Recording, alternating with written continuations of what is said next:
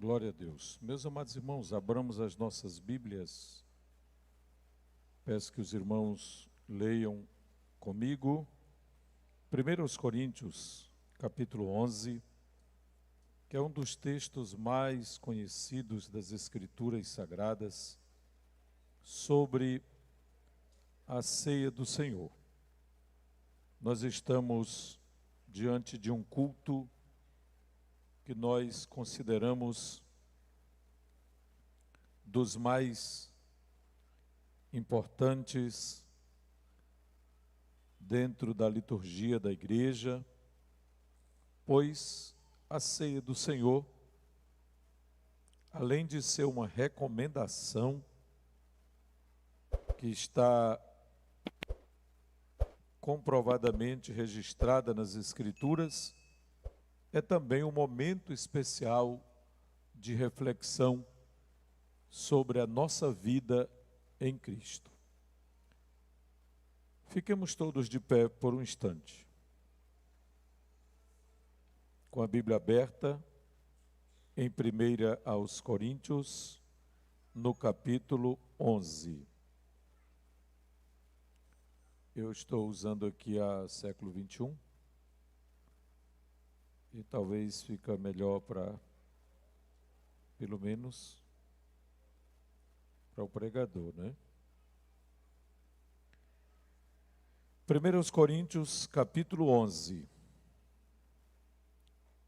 Nós vamos ler, irmãos, a partir do versículo 17, que é exatamente onde Paulo inicia a sua instrução ou as instruções acerca da ceia do Senhor. Entretanto, não vos elogio nessa instrução que vos dou agora, pois as vossas reuniões causam mais mal do que bem. Porque, em primeiro lugar, ouço dizer que há divisões entre vós quando vos reunis como igreja. E, em parte, acredito nisso. E é até necessário que haja divergências entre vós, para que os aprovados se tornem manifestos em vosso meio. Portanto, quando vos reunis no mesmo lugar, não é para comer a ceia do Senhor, pois, quando comeis, cada um toma antes a sua própria refeição. Assim, um fica com fome e o outro se embriaga. Será que não tendes casas onde comer e beber? Ou desprezais a igreja de Deus e envergonhais os que nada têm? Que vos direi? Irei elogiar-vos? Não, nisso não vos elogio. Pois recebi do Senhor o que também vos entreguei.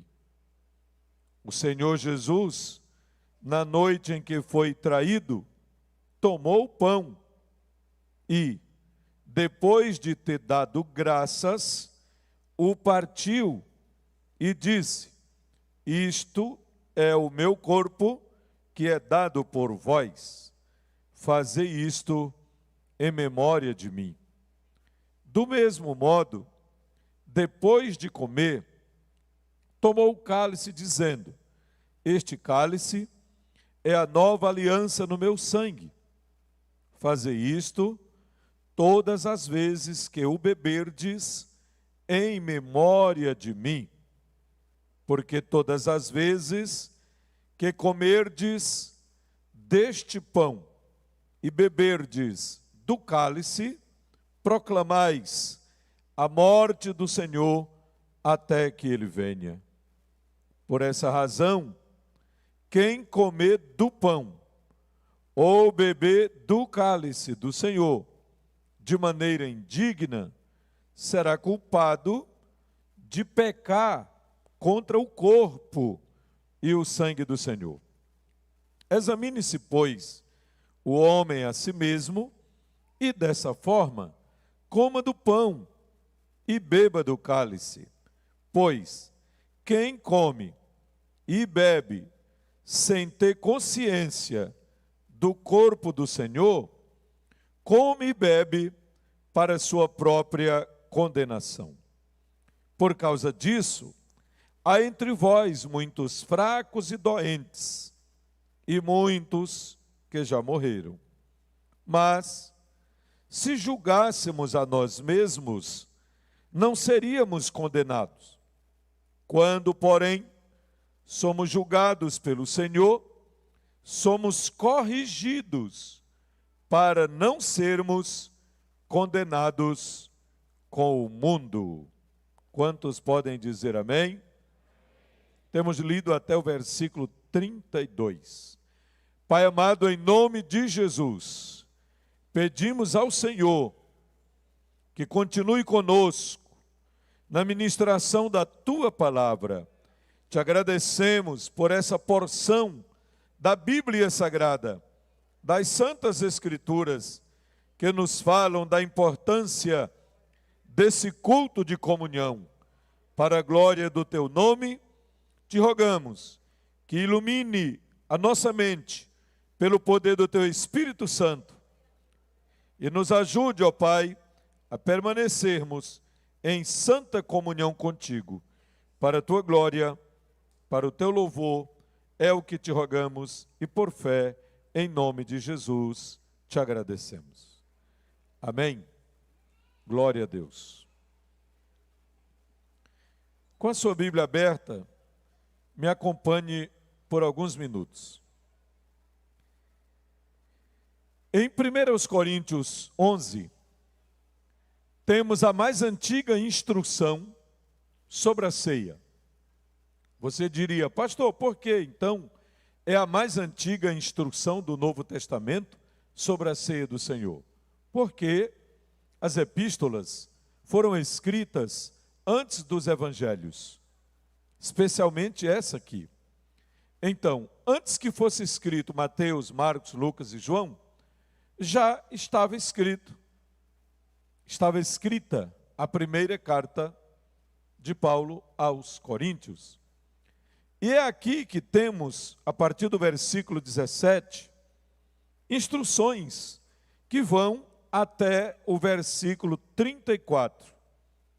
Mas especialmente dos versículos 17 ao 22, que constitui um parágrafo que vai do 17 ao 22, como já disse, Paulo está reprovando aquela igreja, porque os irmãos haviam confundido a celebração da ceia do Senhor. Eles estavam transformando a ceia do Senhor em um jantar corriqueiro. Eles levavam bastante comida, bebidas, e às vezes, como diz Paulo aqui, alguns ficavam com o estômago bastante cheio e outros sem nada. E alguns até se embriagavam de tanto vinho. Então Paulo os reprova. Ele não reprova o ato da ceia em si, mas ele reprova como aqueles cristãos estavam agindo. Eles estavam agindo de modo contrário ao que Jesus havia ensinado. Pois, o que Jesus ensinou? É exatamente isso que eu quero que você me acompanhe. Eu já preguei isso aqui muitas vezes. Você já ouviu por onde você participa de um culto de ceia, em outros campos, em outras congregações, talvez até em outros ministérios, onde você já esteve. Você já ouviu explicações. Mas é sempre bom prestar atenção, especialmente olhando na Bíblia, com a Bíblia aberta, com os olhos no texto, procurando compreender, porque de vez em quando, nós aprendemos uma lição nova que está no texto e não havíamos ainda observado. Então vamos ver o que é que Paulo reproduz a partir do ensino de Jesus. Ok? Acompanhe comigo, eu já disse o que está do 17 ao 22, agora eu vou explicar do 23 a seguir. Pois recebi do Senhor, Paulo está dizendo, quem me ensinou foi Jesus. Deu para entender? Ele não aprendeu com Mateus, com Lucas, com Marcos, ele não aprendeu com Pedro, com nenhum outro. Ele disse, eu recebi do Senhor aquilo que eu entreguei a vocês, aquilo que eu ensinei a vocês. E agora ele vai dizer o que é. O Senhor Jesus, na noite em que foi traído, pegou o pão em suas mãos. Pegou o pão em suas mãos. Observe que na noite em que Jesus foi traído, que foi precisamente a quinta-feira, antes da sua morte, antes da sua crucificação, portanto, em uma quinta-feira à noite, Jesus foi traído. E ele estava participando de uma festa conhecida como Páscoa. Páscoa dos judeus. A Páscoa era uma lembrança daquilo que havia acontecido no Egito. E o que era que havia acontecido no Egito? A saída do povo de Israel foi apressadamente. E no dia da saída do povo de Israel, tinha uma ordem de Deus. Qual era a ordem? Cada família vai matar um cordeiro. E o sangue desse cordeiro será aspergido nos umbrais das portas. Porque o anjo que tem autorização para matar os primogênitos, tem gente que pensa que aquele anjo era a morte, aí por isso que alguém diz anjo da morte, aí pensa que a morte é um anjo. Não, senhores, não, senhoras. Era o anjo que tinha autorização para matar os primogênitos. Era um anjo de Deus, parecido com aquele que matou os soldados assírios. Quantos ele matou numa noite só? 185 mil. Então era um anjo, era um guerreiro de Deus, era um poderoso anjo do eterno Deus. Para os momentos que Deus precisa para realizar grandes feitos na terra. Então naquele dia, um anjo com essa determinação, com essa autorização do Todo-Poderoso, saiu por toda a terra do Egito. Mas, onde ele via a marca do sangue do cordeiro, do sangue de um cordeiro, que cada família havia colocado nos umbrais das portas, no portal de cada casa, o anjo passava por cima. Daí a palavra Páscoa, que quer dizer passar por cima, ou passagem, porque o anjo passava por cima daquela casa. Mas a palavra Páscoa também quer dizer passagem de um estágio para o outro. Que estágio é esse? O estágio de escravidão para o estágio de libertação. Os filhos de Israel estavam saindo de uma escravidão na terra do Egito para a liberdade, pois a partir daquele momento eles iriam enfrentar uma jornada no deserto até chegar na terra prometida. Então o que os judeus faziam?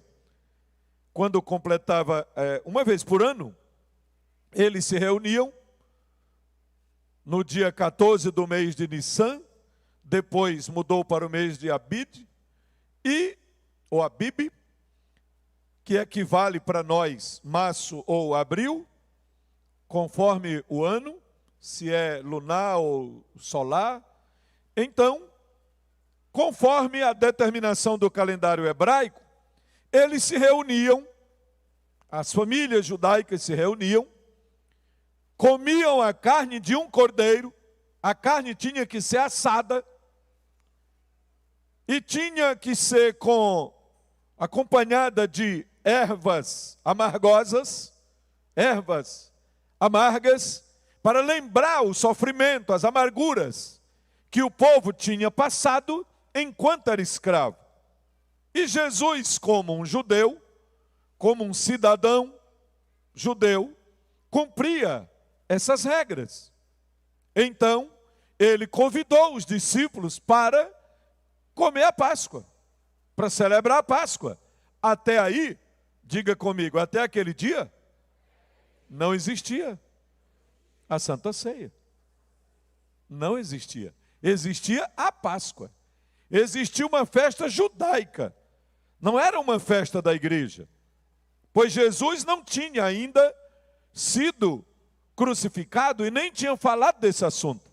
Mas naquele dia, quando ele terminou de comer a carne do cordeiro e terminaram de celebrar a Páscoa em si, Jesus se levanta, pega um pão e coloca em suas mãos. E aí chama a atenção dos celebrantes da Páscoa. E agora ele manda eles olharem para o futuro. Porque a Páscoa olhava para o passado. Libertação da terra do Egito. Agora ele manda os discípulos, ele ordena aos discípulos que olhem para ele e para o futuro. Ainda que fosse no dia seguinte. Era o futuro do dia seguinte, mas era o futuro. E aí Jesus diz: este pão é o meu corpo que é dado por vocês, que é dado por vós. Eles não entenderam no primeiro momento, mas o que é isso? Nós acabamos de celebrar a Páscoa, e a gente sabe o que é a Páscoa, mas o que ele está dizendo é outra coisa. Ele está dizendo que vai dar o seu corpo por nós. Semelhantemente, depois de comer o pão, isto é, depois de cear, de comer o pão, então ele pega o cálice com o suco de uva, e diz: este suco, este vinho, este cálice que contém esse vinho que vocês estão vendo, é o sangue da nova aliança. É o selo, é o símbolo da nova aliança no meu sangue. Este cálice é a nova aliança no meu sangue. Em outras palavras, ele está dizendo: a nova aliança está começando. A nova aliança está iniciando. E a base da nova aliança não é o sangue de touros e de bodes sacrificados pelo povo de Israel até o dia de hoje. Mas a nova aliança está firmada no meu sangue. É como se ele estivesse dizendo: no sangue do Cordeiro de Deus que tira o pecado do mundo. Ele lembrou-lhes que tinha vindo para o sacrifício. Jesus os lembrou que tinha vindo exatamente para aquela missão. Ele disse: isto é o meu corpo, isto é o meu sangue. E por que que Jesus usa precisamente pão e suco de uva? Porque são dois alimentos. Jesus estava querendo ensinar uma grande lição na vida espiritual dos seus seguidores. Ele estava dizendo mais ou menos assim: até hoje, vocês celebraram a Páscoa olhando para trás, lembrando do que o Deus dos seus pais, o Deus Todo-Poderoso, fez com vocês, os tirando da terra do Egito, os tirando da escravidão do Egito. A Páscoa lembra o que o anjo fez passando por cima da marca do sangue. Onde havia a marca do sangue, não havia morte de primogênito. Porque o anjo passava por cima daquela casa, protegia aquela família. Agora Jesus manda eles olharem para ele mesmo, como pessoa, com o pão na mão, dando graças pelo pão, diz: este pão é o meu corpo. Ele está usando uma linguagem figurada. Este pão representa, este pão simboliza o meu corpo que será dado por vocês. Eu darei a minha carne, eu darei o meu corpo pelo mundo inteiro. O meu sangue será derramado por vocês. Sangue é vida. Todo mundo sabe disso, que sangue é vida. Se tirar o sangue de um corpo de uma pessoa, a pessoa morre.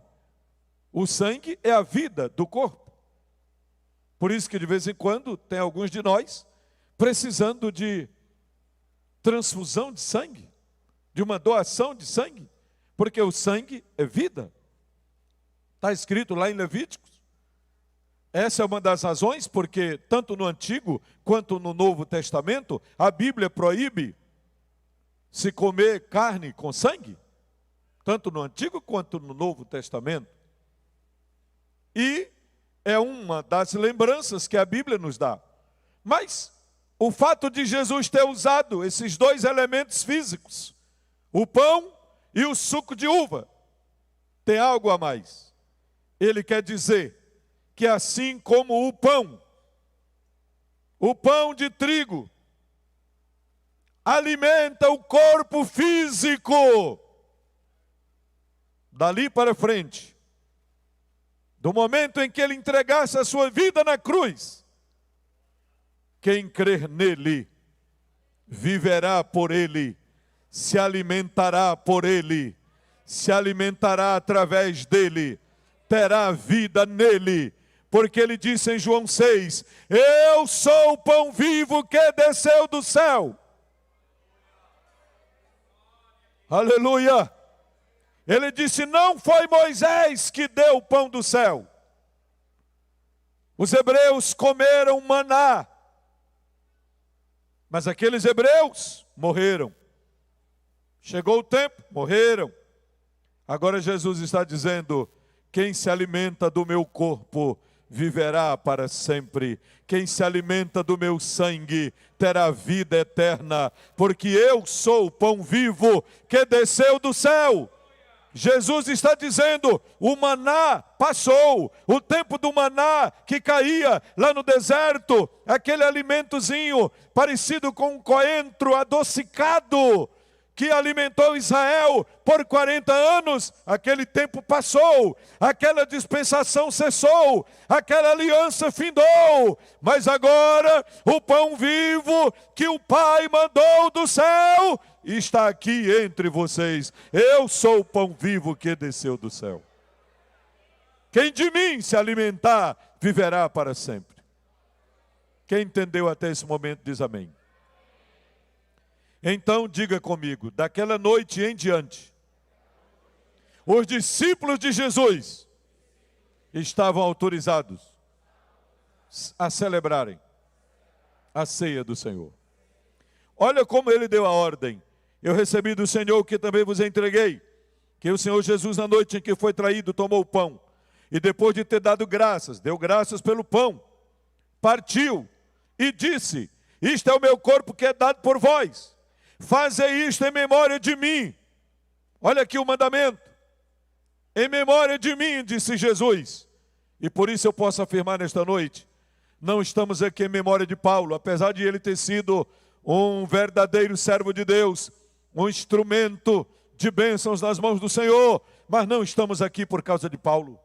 Não estamos aqui por causa de Maria, que foi a mulher responsável para trazer ao mundo o Filho de Deus, que doou o seu corpo, a sua vida, para ser a genitora humana do Filho de Deus. Não estamos aqui por causa de Maria.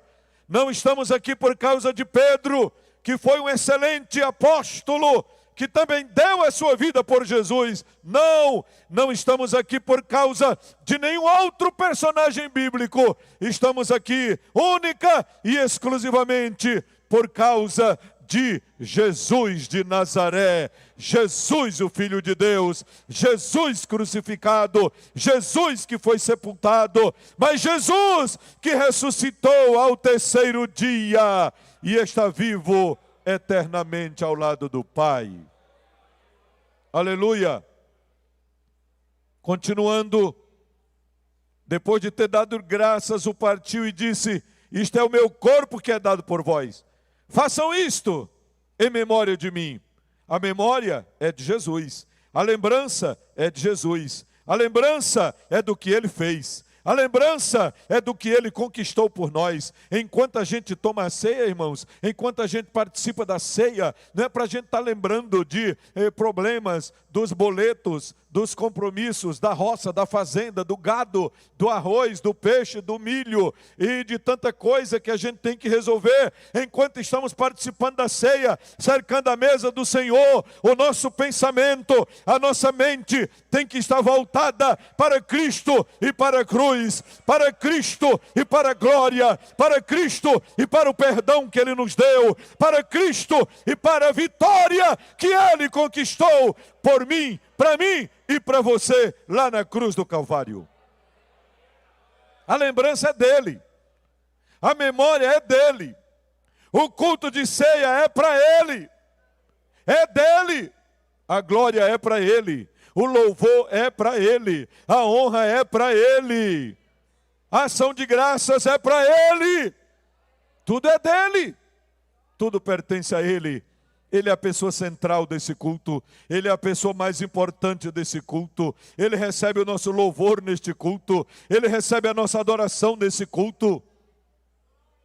Pastor, mas tem outro objetivo da ceia, não é para a gente renovar a comunhão? Sim, comunhão com Ele e comunhão com os nossos irmãos. Por que com os nossos irmãos? Vamos chegar lá já já. Do mesmo modo, depois de comer, tomou também o cálice, dizendo: este cálice é a nova aliança no meu sangue. Nova aliança no meu sangue. Isto é, a base da nova aliança é o sangue de Jesus. Não é o sangue de cabritos, de touros, de bodes, de cordeiros, de carneiros, que eram sacrificados no templo lá em Jerusalém, todos os dias durante muitos anos. Não, mas agora tudo está firmado no sangue precioso de Cristo Jesus, o nosso Senhor. Porque todas as vezes que comerdes deste pão e beberdes do cálice, proclamais a morte do Senhor até que Ele venha. Até que Ele venha, irmãos. Até que Jesus venha, deve ter culto de ceia na nossa igreja. Até que Ele venha, deve existir a ceia do Senhor aqui na igreja, aqui na terra. Até que Ele venha. Mas também diz o texto que temos que proclamar o Evangelho. Temos que proclamar o que Ele fez. Temos que anunciar até que Ele venha. Agora entra outra parte, do versículo 27 em diante. Por essa razão, quem comer do pão ou beber do cálice do Senhor de maneira indigna, será culpado de pecar contra o corpo e o sangue do Senhor. Olha como isso é sério. Tem gente que não valoriza a ceia, mas a ceia precisa ser valorizada. A ceia tem que ser valorizada por nós todos. Por quem participa e por quem não está participando também. Tem que ser valorizada. Por quê? O versículo 28 diz: examine-se, pois, o homem, a pessoa, a si mesmo, e dessa forma coma do pão e beba do cálice. Pois quem come e bebe sem ter consciência do corpo do Senhor, come e bebe para a sua própria condenação. Diga comigo, eu preciso valorizar este símbolo, esta memória, porque o pão representa o corpo do Senhor Jesus. Eu tenho que valorizar isso. Mas tem outro detalhe. A igreja é o corpo espiritual de Cristo aqui na terra. A igreja é o corpo de Cristo. Então eu preciso ter comunhão com o corpo de Cristo. Quer ver o corpo de Cristo? Olhe para a direita. Olhe para a esquerda. Olhe para trás. Olhe para frente. Você está vendo o corpo de Cristo. Você entendeu? Olhe para frente, olhe para trás, olhe para a direita, olhe para a esquerda. A igreja é o corpo espiritual de Cristo aqui na terra. E eu preciso ter comunhão com o corpo de Cristo. Você precisa ter comunhão com o corpo de Cristo. E nós todos precisamos valorizar o corpo de Cristo aqui na terra. Quem entendeu diz amém. Observe como isso é tão importante. Pois quem come e bebe sem ter consciência do corpo do Senhor, come e bebe para a sua própria condenação. Ninguém quer ser condenado aqui. Nós não viemos aqui para sermos julgados. Nós viemos aqui para renovar a nossa comunhão com o Todo-Poderoso e para renovar a nossa comunhão com os irmãos. Esse é o sentido da ceia do Senhor. Essa é a doutrina bíblica da ceia do Senhor.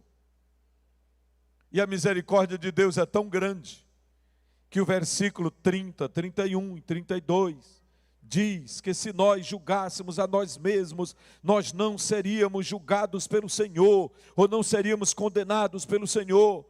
Mas, versículo 32, quando somos julgados pelo Senhor, mesmo assim, em vez de nos condenar, Ele está nos corrigindo para não sermos condenados com o mundo.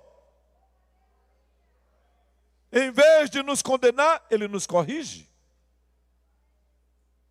Os irmãos entenderam? Mesmo quando nos corrige, para que nos corrige? Para não sermos condenados com o mundo. Ninguém tem amor maior do que o amor de Jesus. Ninguém tem amor maior do que o amor do Senhor por nós. Quem entendeu diz amém. Coloque-se de pé na presença do Senhor. Glória a Deus. A celebração da ceia é um mandamento. A celebração da ceia é para ser realizada até que Ele volte. Como já dissemos, a ceia é a comemoração do estabelecimento da nova aliança. Eu e você estamos debaixo da nova aliança. E a base desta nova aliança é o sangue precioso de Cristo Jesus. E é o sangue de Jesus que nos purifica de todo pecado. E todo participante da Santa Ceia deve lembrar que eu não estou aqui, você não está aqui fazendo um novo sacrifício, como alguém ensina por aí. Não. Não estamos crucificando Jesus de novo. Não estamos derramando o sangue de Jesus de novo. E nem vamos comer o corpo literal de Jesus. Não, não é literal. É simbólico. É uma memória. E essa memória é tão especial que quando eu valorizo o corpo espiritual de Cristo, quando eu valorizo o sacrifício dele em meu lugar, quando nós valorizamos isso, nós também valorizamos o corpo espiritual que está aqui, ó. O corpo espiritual. Porque esse corpo aqui só tem vida por causa daquele. Estão entendendo? O corpo literal de Jesus está onde? O corpo literal de Jesus está onde? Na glória, está no céu, está no trono, revestido de glória. Mas o corpo espiritual é a igreja. E está aqui a igreja. Está aqui a igreja. Eu tenho que aprender isso, valorizar a ceia do Senhor, porque o pão representa o corpo e o suco de uva representa o sangue de Cristo. Curve a sua cabeça, feche seus olhos e pense comigo o seguinte. Pense assim. Se antes de conhecer a Cristo, se antes de conhecer a Deus por meio de Jesus, meu nome estava ausente do livro da vida, agora meu nome está lá, está escrito lá. Havia uma parede, havia uma barreira. Depois que o sangue de Jesus foi derramado na cruz, e eu acreditei no seu sacrifício, a barreira caiu, a parede caiu, a barreira de separação caiu. Agora eu tenho acesso ao trono, agora eu tenho acesso ao Santo dos Santos, agora eu tenho acesso pelo sangue do Cordeiro de Deus que tira o pecado do mundo. Que privilégio, que privilégio. Privilégio que o dinheiro não dá, privilégio que a posição política não dá, privilégio que a intelectualidade não dá, privilégio que ninguém nesse mundo pode conferir, mas esse privilégio nos é dado pela graça de Deus, pela graça de Deus, pelo poder do sangue de Jesus, sangue que nos purifica de todo pecado, sangue que nos reconcilia com Deus. Aleluia! Você se sente reconciliado com o Pai? Você se sente reconciliado com o céu? Você se sente reconciliado com o Todo-Poderoso? Então agradeça-o, glorifique-o, porque Ele está aqui, porque Ele é bom, porque Ele é misericordioso, e dentro de poucos minutos, você estará cercando simbolicamente a ceia do Senhor, participando do pão e do suco de uva, lembrando do corpo de Jesus na cruz, lembrando da vitória de Jesus na cruz, lembrando que Ele foi crucificado, que Ele foi morto, que Ele foi sepultado, mas ao terceiro dia ressuscitou e está vivo pelos séculos dos séculos.